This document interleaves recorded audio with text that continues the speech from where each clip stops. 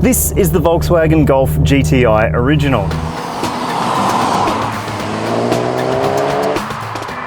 It's the most affordable version of the German brand's popular hot hatch, and let me tell you, the original could well be the best.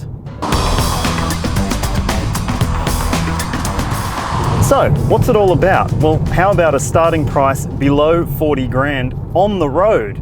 That makes it one of the cheapest Golf GTIs in a decade. This isn't a detuned GTI either. It still has the same 2-litre 4-cylinder turbocharged engine with 169 kilowatts of power and 350 Newton meters of torque. And yep, you can get it with a 6-speed manual or a 6-speed dual clutch automatic. Volkswagen claims the Golf GTI Original can jump from 0 to 100 km an hour in 6.4 seconds for both the manual and the DSG, which is the same as the 5-door version. And it's undeniably quick. My choice for this car is definitely the manual because that fits with the original theme. It was the original hot hatch and originally it had a manual. It's an engine that is willing and super refined. And the shift, well, it's one of the simplest in the hot hatch world, no doubt about it. If you prefer a DSG, it'll sound more like that GTI that maybe you've heard on the street with that flatulence when it shifts between gears. In the manual, that's not quite so noticeable, but still, there's a pretty nice sound to it. It's still a GTI, so of course, it's still fun to drive. While some people might say they've skimped by not offering adaptive dampers in this GTI original model, that's not how it's meant to be. This car is bare bones. To a degree. This is about driver enjoyment, maybe not so much comfort, but it's not uncomfortable. That's the big thing.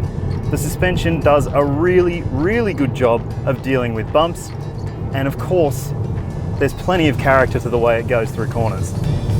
It may be more affordable, but it's pure German hot hatch engineering at its finest. The steering is brilliant, the ride is excellent, and the body control and balance through corners is exceptional. I'd definitely choose the manual because it's the driver's choice, but if you do like an automatic, the DSG is pretty rewarding when it comes to acceleration as well. So, why is it more affordable?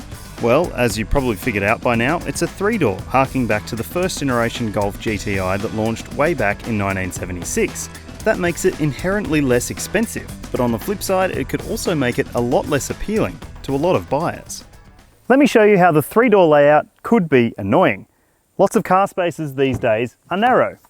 These doors are not.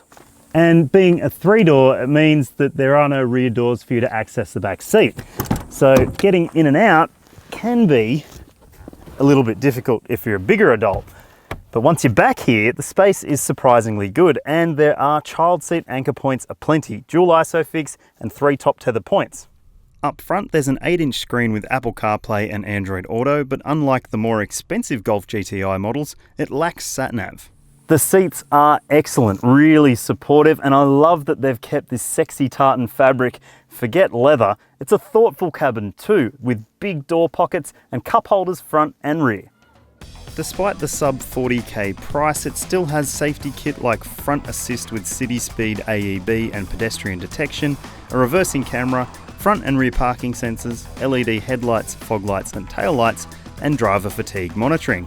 Plus, there's an optional driver assistance pack with adaptive cruise control, lane keeping assist, semi-automated park assist, blind spot monitoring, and rear cross traffic alert, and it's only $1,600. The biggest issue for me could be that there's only 2 colours available, red or white.